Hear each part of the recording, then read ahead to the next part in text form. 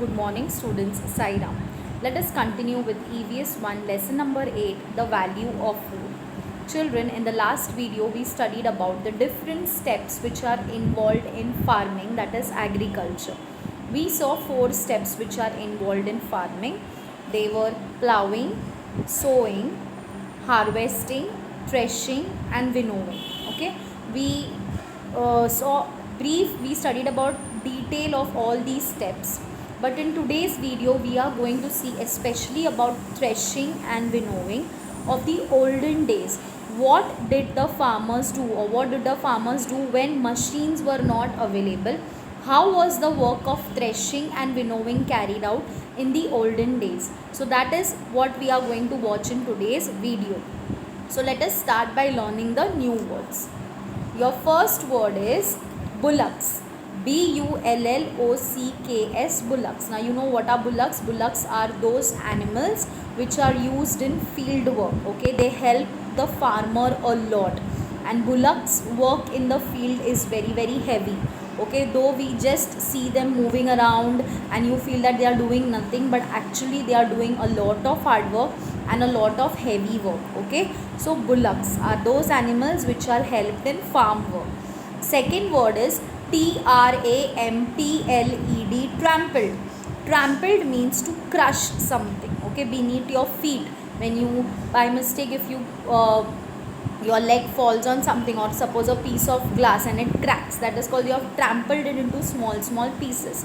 So trampled simply means to crush down. Okay. Third one is sacks. Sacks. Sacks means huge bags which used to store grains. See, those are called sacks. Okay, so sacks are huge bags which are used to store huge amount of grains. Okay, so these are mostly used by the farmers after the harvesting period, after the threshing and winnowing. When finally the grain is ready, they fill in these sacks and then they transport it from one place to another. Fourth one is pest. Now what are pests? Pests can be those animals which destroy. Okay, now here we are talking about field work. So in the field, those animals which eat the crops and destroy them, those insects which destroy the crops or damage the crops. So those animals, it can include insects, it can include rats, it can include mice. Okay, so those animals which eat the crops or which destroy the crops are called as pests. Okay, and last one is drought. Drought means heavy wind. Okay, when the wind is in force, that is called a drought. Okay,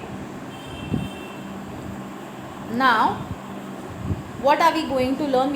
I told you steps involved in farming. We studied about first one plowing, second one sowing, third one harvesting.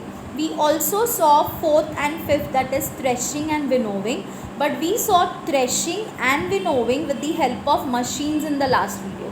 In today's video we are going to watch about threshing and winnowing without the help of machines, how it was carried out in those previous days. Now even today some farmers may be doing threshing and winnowing without the help of machines. See, all farmers cannot afford to buy machines because machines are costly, machines are expensive. So how do they carry out this threshing and winnowing without the help of machines? That we are going to see in today's video. Okay, so watch carefully. Now how was threshing and winnowing done when machines were not available? See, machines, they make man's work easier. You just have to suppose, see, a mixer is also a machine.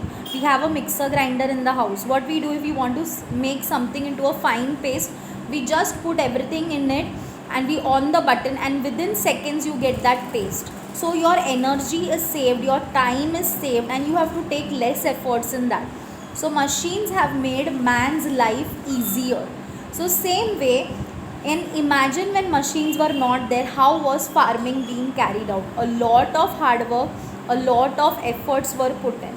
So now first we are going to see about winnowing. Now for winnowing, a person stands a little higher up and slowly allows the threshed grain to fall on the ground. Okay. Now winnowing, what is done? See, this is after actually threshing and winnowing are done at the same time in the machine.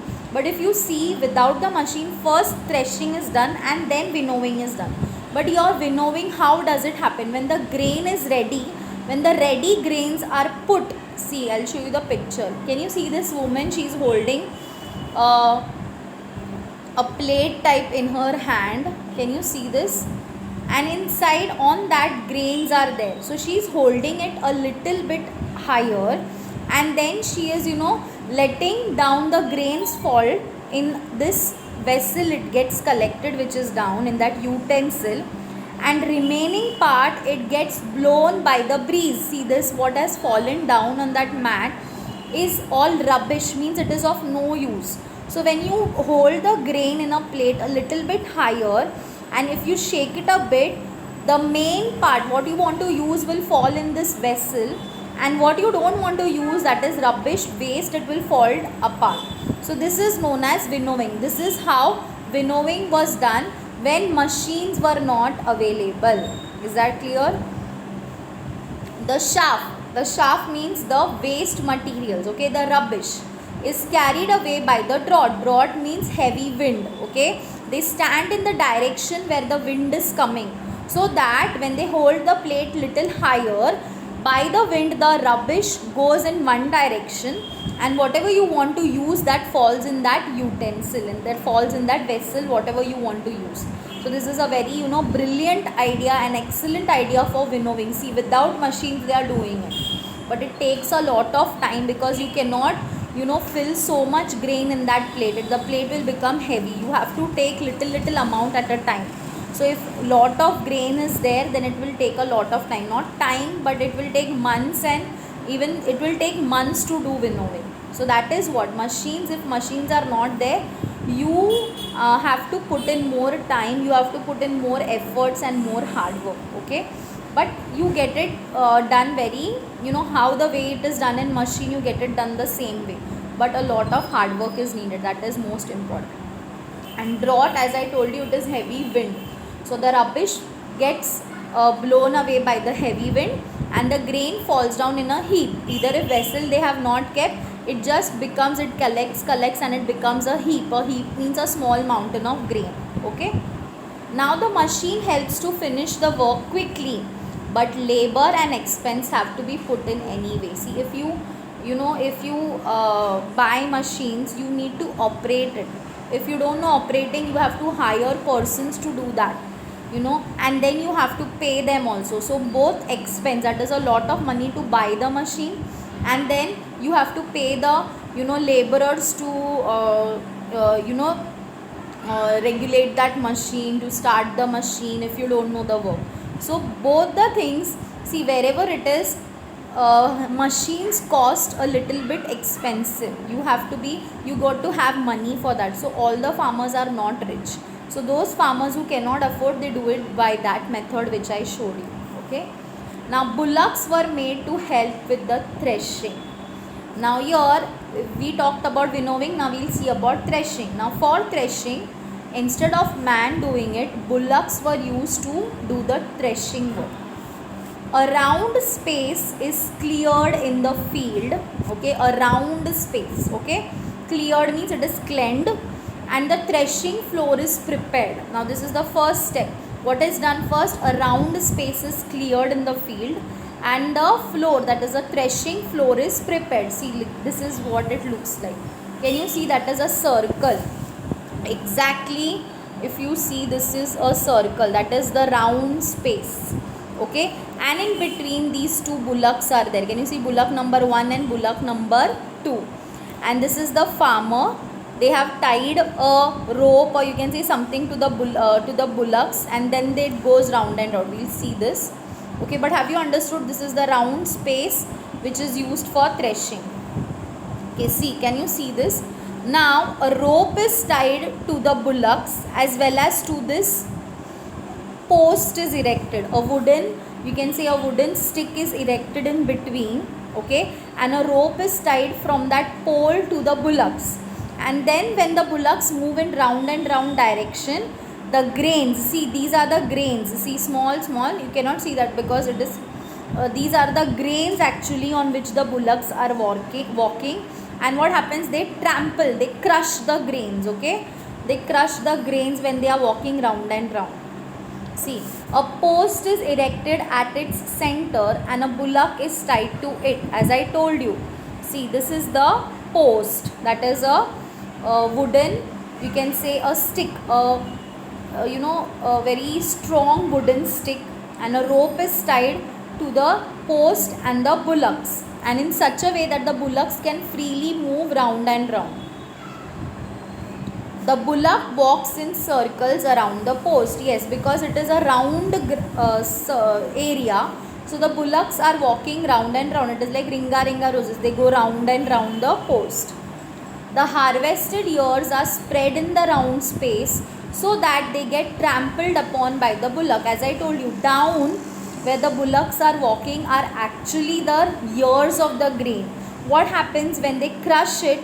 The chaff, again the things which we don't want to use from the grains, they break down, and what you get inside is grain is ready, and then that threshed grain is taken for winnowing step. Have you understood?